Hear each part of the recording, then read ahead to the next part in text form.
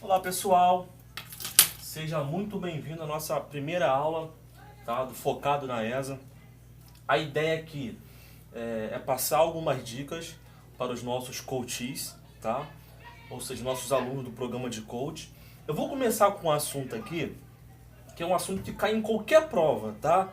Mas especificamente na ESA, costuma cair bastante na ESA também, que é em relação à partícula C, ok? Como esse C aqui, essa partícula C, ela pode assumir várias funções dependendo de como aparecer, então a banca costuma colocar bastante para confundir um aluno, ok? Mas isso não vai acontecer com a gente não. Então começando aqui, tá? O que a partícula C pode ser? Qual o valor que ela pode assumir? Tá? Primeiro eu vou colocar aqui o que ela pode assumir. Então, a partícula C, ela poderá ser uma conjunção, tá? No caso, conjunção integrante.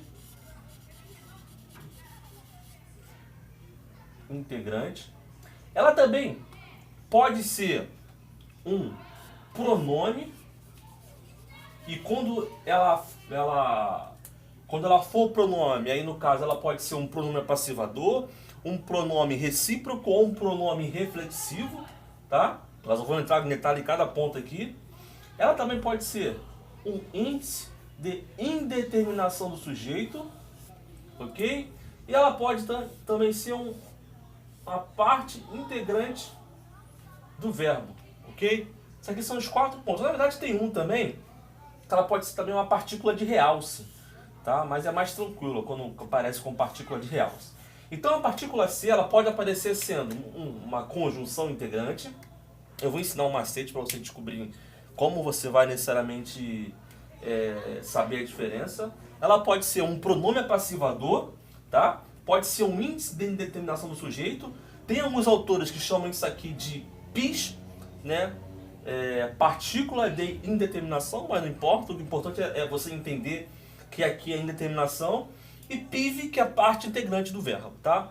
Vamos começar aqui então estudando como que ela cairia aparecendo como conjunção integrante, tá? Então vou colocar aqui, ó, conjunção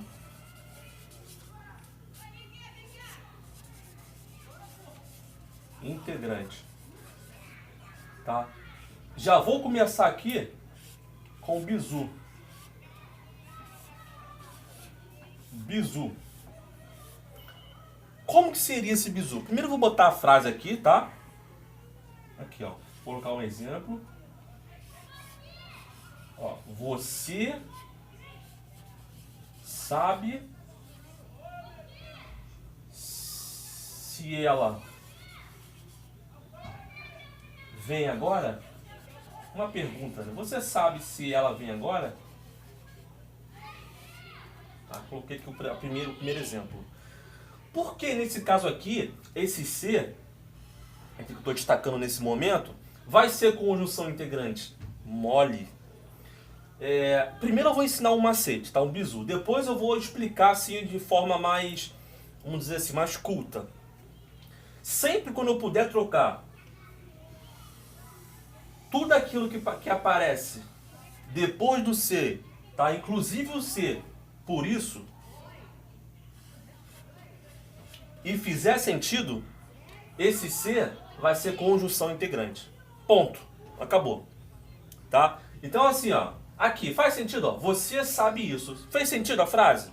Se fez sentido, quer dizer que esse C aqui é uma conjunção integrante. E olha mais, essa oração toda aqui que eu destaquei, tá? É uma oração subordinada substantiva. E esse C é uma conjunção integrante, tá? Isso aqui é um macetão para quem não gosta de português e para quem gosta também. Tá bom? Então voltando aqui. Sempre quando você puder trocar, substituir tudo que aparece depois do C, inclusive o C, por isso, e fizer sentido a frase, você sabe isso. Fez sentido? Fez. Então quer dizer que esse C aqui vai ser uma conjunção integrante. Tá? E aí, sabia disso? Bem legal, né?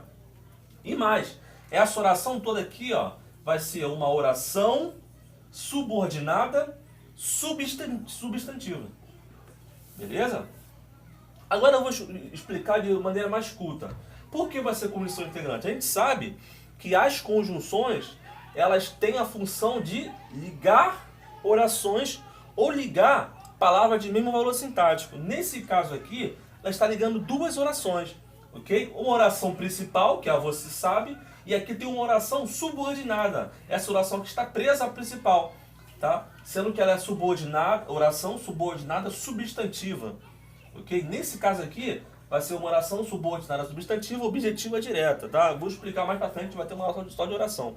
Mas aqui, já deixo vocês ligados já que vai ser uma oração subordinada substantiva objetiva direta. Porque essa oração toda aqui, ela tem o valor de objeto, tem completo sentido do verbo saber, que inclusive é um verbo transitivo direto, tá bom? Então vamos aqui pro próximo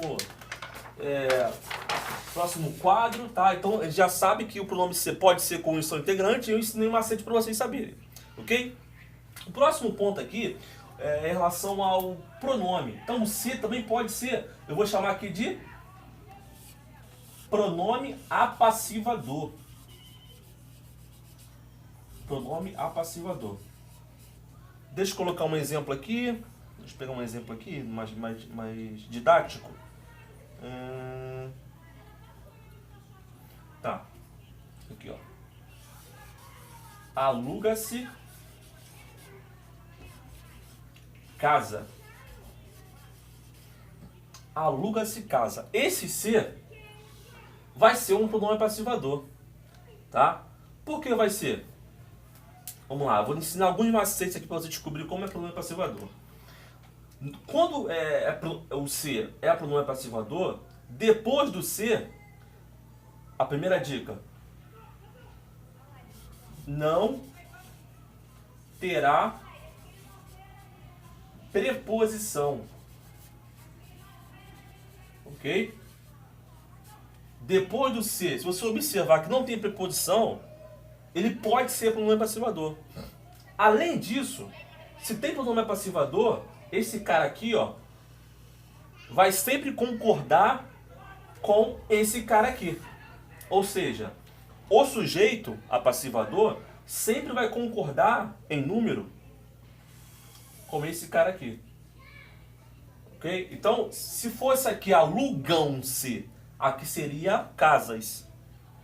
Beleza? Então não existe eu falar alugam-se casa. Isso aqui está errado, tá? Ou você fala aluga-se casa, tudo no singular, ou você fala alugam-se casas. Por quê? Esse se aqui, sendo um pronome passivador, quer dizer que o sujeito está na voz passiva. Nesse caso aqui, voz passiva sintética. E o sujeito, isso aqui eu vou falar algo bem simples, o sujeito concorda em número com o verbo. Ok? Então não pode aparecer um plural e um singular. Então, ó, bota na cabeça. Para ser pronome passivador, ambos têm que concordar, tá? Tem que estar concordando. E não pode aparecer preposição depois do ser. Mas um modo de gravar, esse verbo aqui, ó, verbo alugar, ele não pode ser verbo transitivo indireto. Não pode ser. Ok? O que eu estou querendo dizer? Estou querendo dizer que, na maioria das vezes, ele vai ser VTD, ou seja, verbo transitivo direto. Beleza? Então aqui, aluga-se casa, vende-se casa. Tá vendo como estou usando singular com singular? Agora se eu falar assim, vendem-se casas. Repare que eu botei o verbo vender no plural e eu botei casa no plural. Sempre concordando. Beleza? Vamos lá. O próximo passo aqui. Então, só voltando. Eu falei com conjunção integrante. Agora eu falei do pronome passivador. Agora vamos falar do índice de indeterminação do sujeito. Tá? Ou partícula de indeterminação do sujeito. Tem autor que fala uma coisa, tem autor que fala outra. Mas eu vou colocar índice porque fica, é o que mais falam, tá? E é o que mais aparece na sua prova. Índice de indeterminação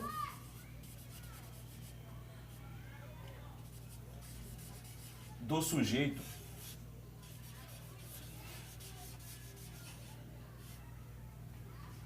Beleza? Vamos lá. Enquanto no pronome passivador eu falei que não vai aparecer preposição depois do ser, porque o verbo tem que ser um verbo transitivo direto, aqui necessariamente o verbo tem que ser verbo transitivo indireto. É o oposto do pronome passivador. Então aqui, qual é o exemplo que eu colocaria aqui? Deixa eu ver aqui um exemplo. Precisa-se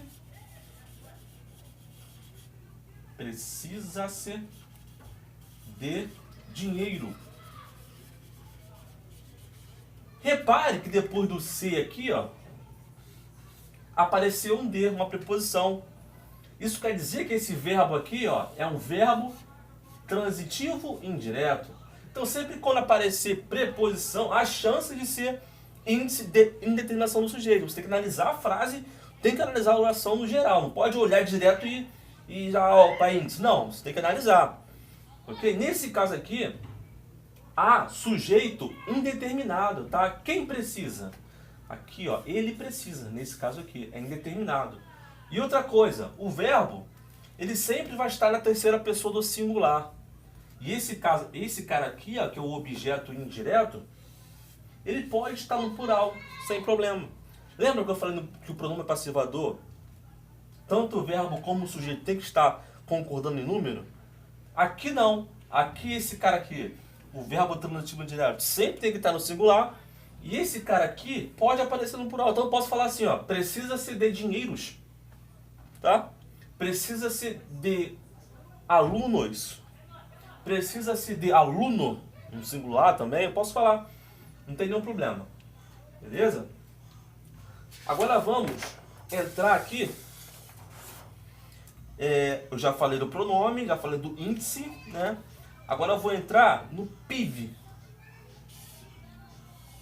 O que é PIV? Parte integrante do verbo. Eu vou colocar aqui os exemplos que caem mais, tá? Aqui, ó. Esquecer-se, lembrar-se,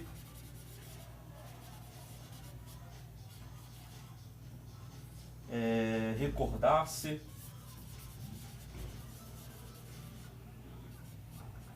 o verbo suicidar-se,